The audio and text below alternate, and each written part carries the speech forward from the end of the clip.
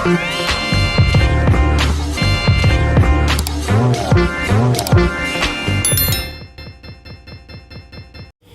mari kita berdoa. Bapa dalam sorga, kami siapkan hati kami mendengarkan bagian daripada firman-Mu. Berbicaralah kepada kami semuanya, karena kami ini adalah hamba-hamba-Mu yang merindukan suara-Mu, dan hamba yang akan mengajarkan kebenaran ini, biarlah ini juga menjadi bagian dari hidup hamba-Mu. Dalam nama Yesus kami sudah berdoa. Semua yang percaya katakan amin. Shalom. Mari membuka kitab kita dari Keluaran pasal 17. Kita melihat ayat 1 sampai dengan ayat 7. Saya baca terjemahan asli ya, yang bukan Alkitab terjemahan lai, tapi terjemahan asli. Dan seluruh jemaat Bani Israel keluar dari padang gurun Sin sesuai dengan pengembaraan mereka atas perintah Tuhan. Lalu berkemahlah mereka di Rafidim, tetapi tidak ada air untuk diminum bagi umat itu. Dan bertengkarlah umat itu dengan Musa dan berkata, berilah kami air, maka kami minum. Dan berkatalah Musa kepada mereka, mengapa kamu bertengkar denganku? Mengapa kamu mencobai Tuhan? Dan di sana umat itu menjadi haus karena air. Lalu berkeluh kesahlah umat itu kepada Musa dan berkata, mengapa ini engkau membawa kami keluar dari Mesir untuk membunuh kami dan anak-anak kami dan ternak kami dengan kehausan? Lalu berfirmanlah Tuhan kepada Musa, berjalanlah di depan umat itu dan bawalah sertamu para tua-tua Israel, dan bawalah di tanganmu tongkatmu yang dengannya engkau memukul sungai Nil. Lihatlah, aku akan berdiri di hadapanmu di sana di atas bukit batu di Horeb, dan engkau harus memukul bukit batu itu, dan maka keluarlah air dari dalamnya, dan umat itu pun dapat minum. Dan Musa melakukan seperti itu di depan mata para tua-tua Israel. Dan dia menyebut nama tempat itu Masal dan Meribah, oleh karena pertengkaran Bani Israel dan oleh karena pencobaannya terhadap Tuhan dengan mengatakan, apakah Tuhan ada di tengah-tengah kami atau tidak.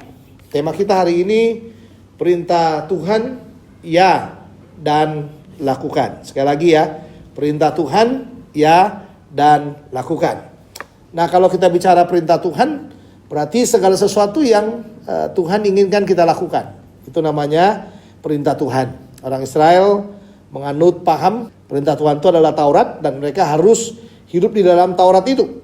Nah, kalau kita orang gereja sekarang, perintah Tuhan itu adalah bagaimana kita belajar mengasihi Tuhan dan mengasihi sesama kita. Itu adalah perintah Tuhan. Itu adalah kesimpulan dari 10 hukum Taurat yang ada.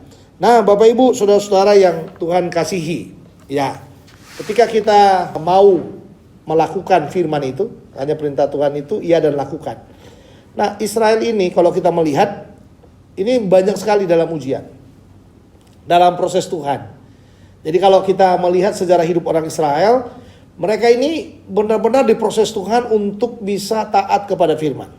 Jadi perintah Tuhan iya dan lakukan itu, ini mereka bolak-balik saya rasa mengalami jatuh dan bangun. Secara khusus ketika kita membaca peristiwa di Masal dan di Meribah ini. Ya, di Masal dan di Meribah ini ya. Nah, kalau saudara lihat di dalam ayat yang pertama dikatakan di sana, kemudian berangkatlah segenap jemaah Israel dari padang gurun Sin, berjalan dari tempat persinggahan ke tempat persinggahan sesuai dengan titah Tuhan. Sesuai dengan titah Tuhan. Artinya ketika mereka berjalan, mereka mengikuti Tuhan, mereka dalam proses Tuhan, mereka taat untuk mengikutinya. Ya, tapi lalu berkemahlah mereka di Rafidim. Nah, ini dia, berkemahlah mereka di Rafidim. Dari tadi sudah jalan mengikuti perintah Tuhan, ya, iya dan lakukan itu mereka sudah lakukan. Tapi ketika mereka beristirahat, tetapi di sana tidak ada air untuk diminum bangsa itu. Tidak ada air. Seharusnya saudara, kalau kita lihat di dalam bagian ini, ketika tidak ada air, ketika tidak ada makanan, ketika tidak ada segala sesuatunya, kalau kita adalah orang-orang yang berjalan dengan judul firman hari ini, perintah Tuhan iya dan lakukan, seharusnya kita tenang saja. Tetapi saudara, kalau orang melakukan firman itu setengah hati, maka yang terjadi adalah seperti ayat 2 itu. kita akan dibawa kepada suasana pertengkaran. Artinya apa? Artinya kita senang mencoba ingin keluar sendiri dari persoalan kita, atau kita ingin menikmati yang orang lain sebenarnya nggak paham apa itu. Makanya dibilang dalam ayat 2 ini, jadi mulailah mereka itu bertengkar dengan Musa. Ya, kata mereka, berikanlah air kepada kami supaya kami dapat minum. Tetapi Musa berkata kepada mereka, mengapa kamu bertengkar dengan aku? Mengapa kamu mencobai Tuhan? Jadi bisa kita lihat di sini. Ketika tidak taat, kita lebih cenderung banyak bertengkarnya daripada banyak memuji Tuhannya. Ya, ini harus kita buang ini, saudara, gaya hidup seperti ini. Gaya hidup suka bertengkar. Ketika ditegur suka bertengkar. Ketika diingatkan suka bertengkar. Ketika diarahkan suka bertengkar juga. Ya, padahal sebenarnya kadang-kadang perintah Tuhan itu kan memang ada yang bisa kita baca letterlet dalam Alkitab. Tapi kadang-kadang perintah Tuhan itu juga Tuhan pakai orang-orang untuk berbicara, untuk menegur kita, untuk mengingatkan kita supaya kita berjalan di dalam jalan yang benar. Tapi kadang-kadang banyak orang lebih senang membantahnya daripada mentaatinya. Saya pernah ketemu satu orang Kristen, ketika saya menyampaikan firman Tuhan, menyampaikan yang baik, tiba-tiba dia ngomong, itu bisa saya bantah itu, katanya. Lah, gimana caranya membantah firman, saudara? Ya, terlalu sakti orang kalau mau membantah firman. Firman itu bukan untuk dibantah, tapi firman Tuhan itu adalah untuk dilakukan. Ya. Nah, kenapa orang suka membantah? Karena itu tadi, karena dia suka bertengkar. Ketika firman tidak dilakukan sepenuhnya, maka yang muncul adalah pertengkaran. Yang kedua, ayat 3. Hauslah bangsa itu akan air di sana. Bersungut-sungutlah bangsa itu kepada Musa dan berkata, mengapa pula engkau memimpin kami keluar dari Mesir untuk membunuh kami, anak-anak kami dan ternak kami dengan kehausan. Yang kedua, bukan hanya bertengkar. Kalau firman itu tidak dilakukan sepenuhnya, kalau kita tidak untuk melakukan firman itu, yang kedua yang muncul adalah bersungut-sungut. Artinya apa? Kita tidak lagi sepenuhnya bergantung kepada Tuhan. Karena orang yang suka bersungut-sungut adalah orang-orang yang tidak menikmati apa yang Tuhan kerjakan kepadanya. Orang yang suka bersungut-sungut adalah orang yang suka kembali kepada masa lalu, senang dengan masa lalunya. Nah, lalu ayat 4, lalu berseru-serulah Musa kepada Tuhan, katanya, apakah yang akan kulakukan kepada bangsa ini? Sebentar lagi mereka akan melempari aku dengan batu. Yang ketiga, ini yang dikatakan oleh Musa ini. Nanya Tuhan lagi. Masih bertanya apa yang harus aku lakukan. Artinya apa? Kalau kita nggak sepenuh hati melakukan firman itu, kebanyakan itu kita banyaknya tanya daripada apa? Berjalan untuk melakukan. Nggak ada salahnya Musa bertanya kepada Tuhan, apa yang harus aku lakukan. Tapi embel-embel yang terakhir itu loh, sebentar lagi mereka akan melempari aku dengan batu. Ya, jadi yang muncul sebenarnya apa, saudara? Ketakutan. Ya, ketakutan. Jadi kalau orang melakukan firman itu dengan setengah hati dalam hidupnya, yang sering muncul dalam hidupnya ketakutan. Seolah-olah masih bertanya kepada Tuhan, tapi ada embel-embel yang menekankan bahwa dia memang sebenarnya sedang takut. Jadi kita belajar dalam hidup kita ini nggak perlu takut, saudara. Belajar menikmati yang ada. Karena kecenderungan yang seperti ini kadang-kadang membuat kita apa? Membuat kita jadi lelah sendiri. Jadi yang paling baik adalah menyerahkan semua persoalan kita kepada Tuhan dan melakukan semua perintahnya. Makanya perintah Tuhan itu ya dan lakukan. Ini bagian yang pertama ya. Kalau kita tidak melakukan firman atau kita tidak taat kepada firman, 3 ini yang terjadi. Ya kan? Bertengkar, bersungut, dan bertanya-tanya dalam hidupnya. Tapi Tuhan kasih solusi sebenarnya. Solusi supaya orang terus boleh berjalan mentaati firman. Jadi solusi itu hanya dari Tuhan. Gak ada solusi yang lain dalam hidup kita, saudara. Solusi jalan keluar supaya kita bisa melakukan firman itu dijelaskan di dalam ayat yang kelima itu. Berfirmanlah Tuhan kepada Musa, berjalanlah di depan bangsa itu dan bawalah beserta engkau beberapa orang dari para tua-tua Israel. Bawalah juga di tanganmu tongkatmu yang kau pakai memukul sungai Nil dan pergilah. Jadi yang pertama, supaya kita bisa berjalan ya taat kepada firman itu, kita harus tetap konsisten dengan visi Tuhan dalam hidup kita. Ya kan? Tuhan itu mengembalikan kita kepada visi kan. Coba lihat di sana. Berjalanlah di depan bangsa itu. Apa maksudnya? Musa dipilih untuk menjadi pemimpin bangsa Israel.